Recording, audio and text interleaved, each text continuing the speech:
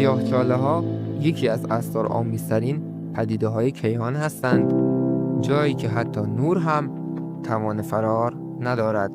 در این ویدیو با 10 حقیقت جالب و شگفت‌انگیز درباره سیاه‌چاله‌ها آشنا می‌شویم که نگاه شما به جهان را تغییر می‌دهد. 1. سیاه‌چاله‌ها نامرئی-اند.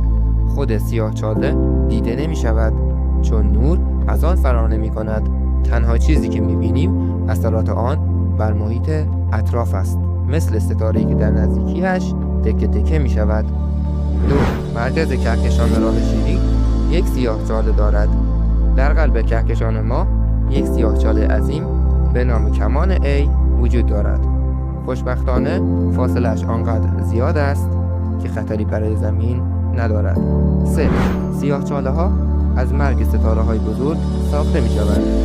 وقتی یک ستاره عظیم می‌میرد و فرو می‌ریزد، هسته‌اش تبدیل به سیاه‌چاله می‌شود.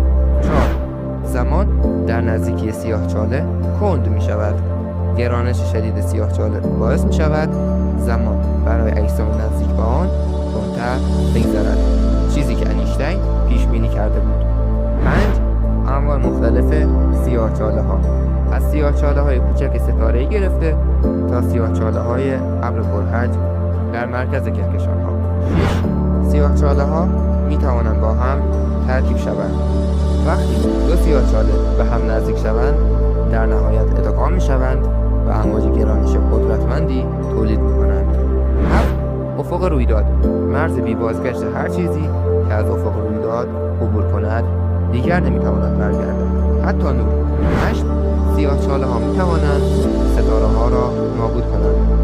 اگر ستاره بیش از حد نزدیک شود، نیروی گرانش سیاه‌چاله آن را تکه تکه کرده و می‌برد. 9. سیاه‌چاله‌ها می‌توانند انرژی آزاد کنند.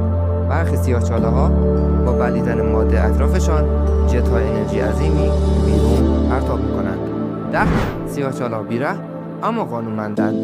ترسناک به نظر می‌رسند اما هیچ قصدی ندارند، فقط قوانین فیزیک را اجرا می‌کنند. سیاه‌چاله‌ها ترکیبی از ترس و شگفتی‌اند، پدیده‌هایی که هم علم را به چالش می‌کشند و هم تخیل ما را.